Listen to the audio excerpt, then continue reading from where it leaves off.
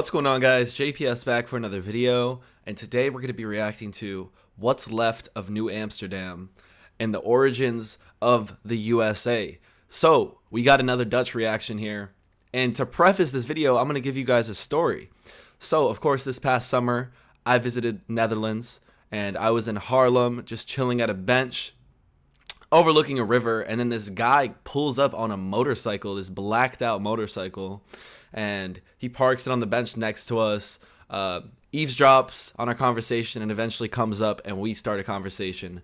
It was like this 22-year-old Dutch guy. He was really chill, and we talked for like 30 minutes, but during that conversation he mentioned that, oh yeah, us Dutch would be so rich if we hadn't sold New York City to the English or something like that. And I was like, what do you mean by sold New York City? You guys owned New York City? Because I was just completely clueless when it comes to this historical fact, I guess you could say. And he said, yeah, and proceeded to explain that. So that was basically my introduction to this history right here. And today we're going to be exploring it further. Origins of the United States. And also, I kind of just wondered this, like, Haarlem in the Netherlands, is that named off of Harlem in New York? And I believe it is. So, and that's not the only example of that. There's a lot of different places that are that have a connection. So let's get right into this, guys. In 1609, English explorer Henry Hudson set sail to find the Northwest Passage. But instead of exploring on behalf of his country of birth, it was for the Netherlands Dutch East India Company. Like several other voyages Hudson took, he didn't find a passage to Asia, but he did come across an area that would interest his new employers. This was the Hudson River and the New York Bay. He reported back that this land was fertile, was populated with natives willing to trade, and that there was an abundance of beavers which could be exploited for commercial purposes. Beaver pelts were a hot commodity in Europe at the time. Their fur could be felted to make waterproof hats, and parts of the beaver were used for medicines and perfumes.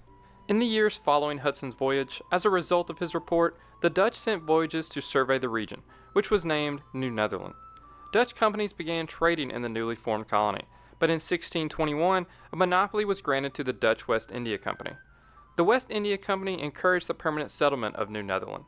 They purchased the island of Manhattan from local natives, whom the island is named after. This is where the majority of settlers would come to live.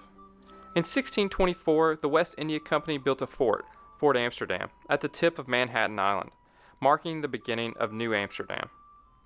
The fort provided protection, but it also served as the center of trading activity for all of New Netherland, which brought with it opportunity and naturally immigration.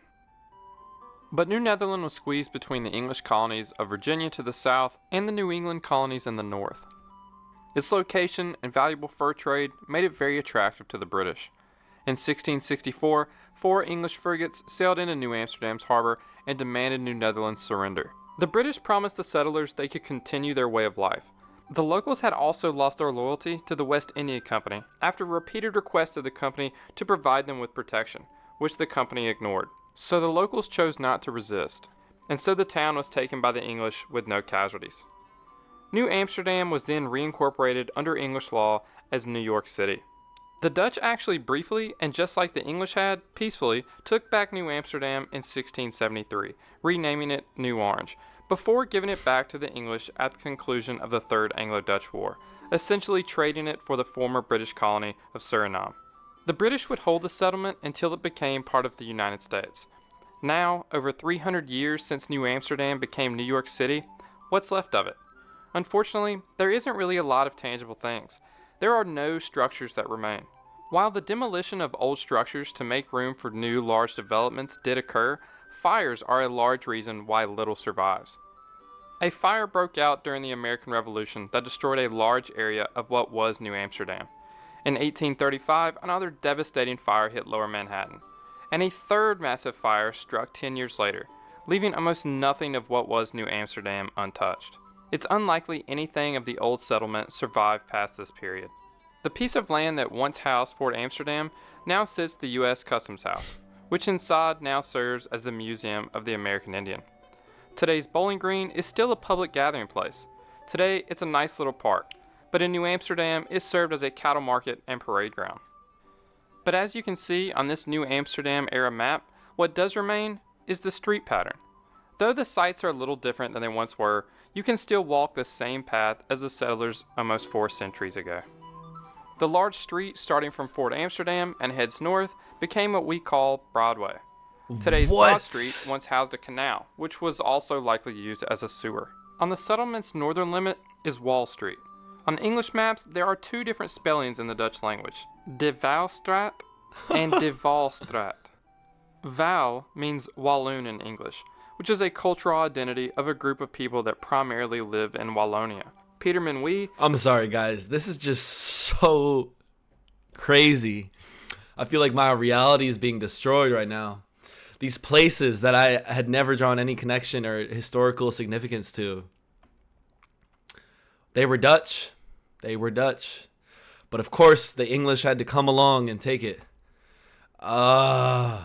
This is just... What? Wow. The person who bought Manhattan. That is such... I feel bad for you Dutch, honestly. Like, deep down, I'm like, damn. That is a lot of land. That would be so... I mean, imagine how the Netherlands would be different right now if they had... They still had... Well, you guys would probably be spanning multiple continents at this point, but... You know what? Let's just leave it at that. For the Dutch was a Walloon. So it's possible that this is the origin of the name. But Wal can be translated as rampart or wall. This is typically thought to be the true name and origin because there was a 9-foot wall made of dirt and wooden planks on the back of Wall Street. This was constructed to protect the residents of New Amsterdam from the British, pirates, and Native Americans. You can reportedly trace the original Wall Street wall by following square wooden markers on the ground.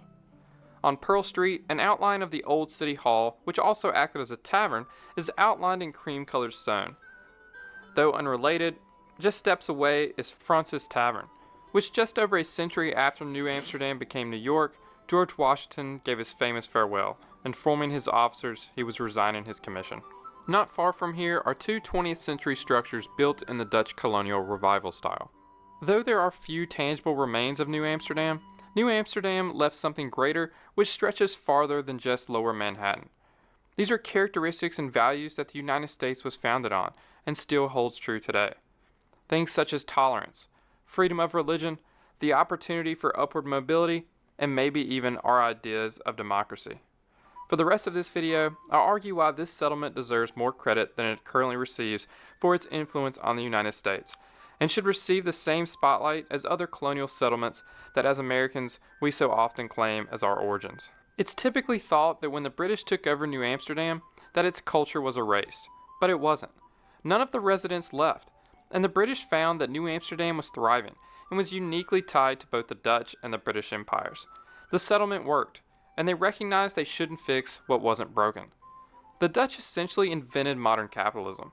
They created the first multinational corporation and the first stock exchange. And this knack for making money was brought with the Dutch to New Amsterdam. In 1640, the West India Company gave up its monopoly, and New Amsterdam became a free trading port, which enabled other businessmen to invest in New Netherland and encouraged more people to move to the settlement. This is when New Amsterdam truly began resembling what today we call the American dream. Entrepreneurship was rampant, and many residents had side businesses. It was common for a man to work for the West India Company, but also own a tavern, or a bakery, or sell crops on behalf of farmers.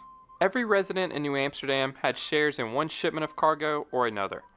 Everyone here is a trader, one resident remarked in 1650. This was the first place in what would become the United States that upward mobility was truly possible. Today, what was New Amsterdam, and New York as a whole, is a global leader in trade, and certainly is in finance. At one point, 2/3 of the U.S. federal tax revenue came through the U.S. Customs House, where Fort Amsterdam once sat. The stock exchange was invented in Amsterdam, and now what was New Amsterdam hosts by far the world's largest stock exchange by market capitalization. After the 1987 stock market crash, an artist gave New York City a giant bronze charging bull, which he said represented the strength, spirit, and power of the American people, and especially those of New York City. 2 other cities have a bull, Shanghai and, of course, Amsterdam. And something that's always good for business is tolerance. A decade before the founding of other colonies with religious freedom, Rhode Island and Connecticut, and over 50 years before the province of Pennsylvania was founded, there was New Amsterdam. And when the British took it over in 1664, the New Amsterdam Director General Peter Stuyvesant and his council negotiated with the British that New Netherland shall keep and enjoy the liberty of their consciousness and religion. This freedom of religion came from the Netherlands. Tolerance was a defining cultural characteristic of the nation. When I say tolerance, though, I don't really mean that diversity was celebrated, more like put up with. And many, even within New Amsterdam, didn't actually agree that having tolerance for other religions or ethnic groups was good for a nation, but thought diversity could actually weaken it. This included the then Director General, one-legged Peter Stuyvesant, a member of the Dutch Reformed Church. When a group of Jews disembarked in New Amsterdam, wishing to stay, he wrote the directors of New Netherland and Amsterdam that the deceitful race, such hateful enemies and blasphemers of the name of Christ, be not allowed further to infect and trouble this colony.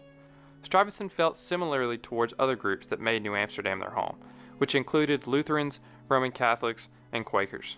But the directors replied with a reminder that freedom of religion is official policy. This diversity wasn't just religion, but nationalities and ethnicities. A 1646 Jesuit priest reported that he found 18 languages spoken in New Amsterdam. It sounds like, omitting the last point, I guess, but it sounds like a lot of what the United States is today was set up. The foundation for that was set up by New Amsterdam. Just thinking about how everyone was a trader. Everyone had shares in, I guess, the cargo ships, working multiple businesses, being an entrepreneur.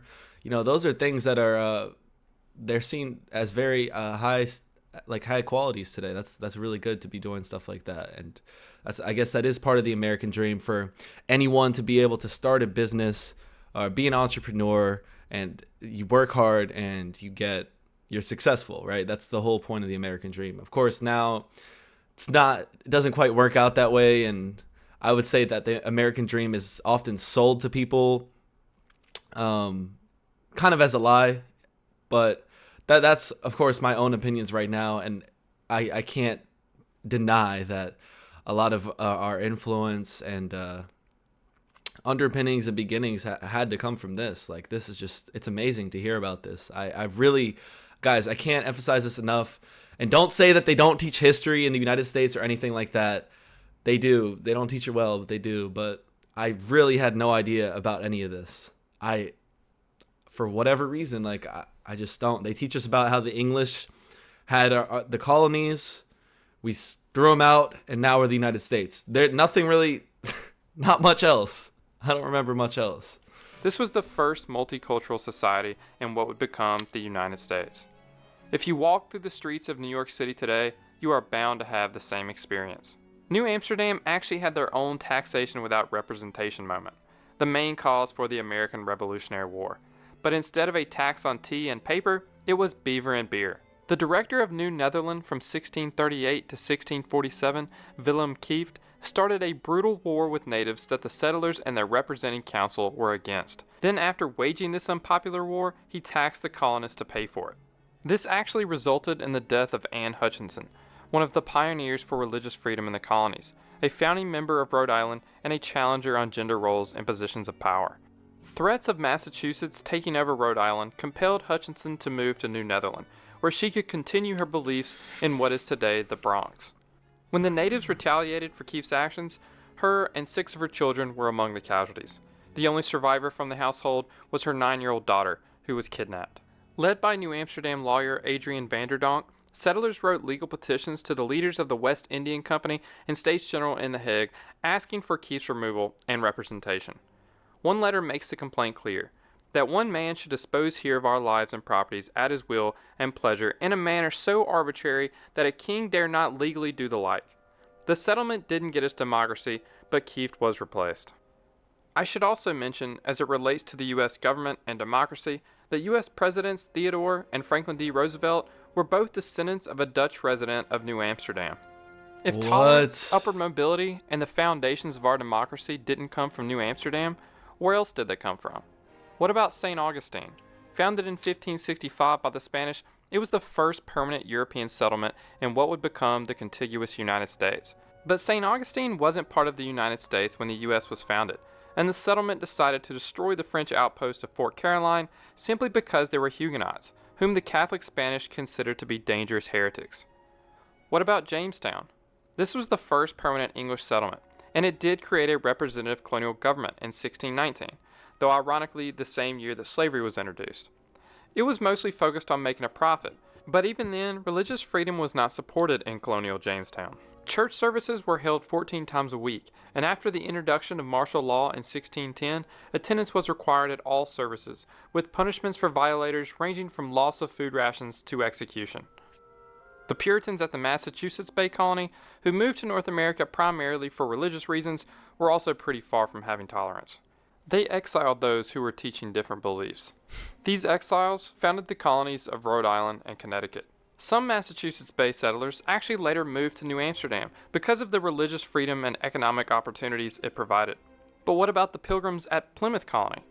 This one actually makes sense. They had a direct democracy, and they were actually pretty tolerant, unlike the Massachusetts colony. There were entrepreneurs and skilled workers that came along on the journey that were not Puritans. But something commonly left out of the Pilgrim story is that they actually migrated from England to the Netherlands first because of their religious freedom. But after a while, the Puritans felt that their children were being corrupted by the Dutch liberalism, so they then migrated to New England. Many spent They thought their children were being corrupted by the Dutch liberalism. That sounds about right.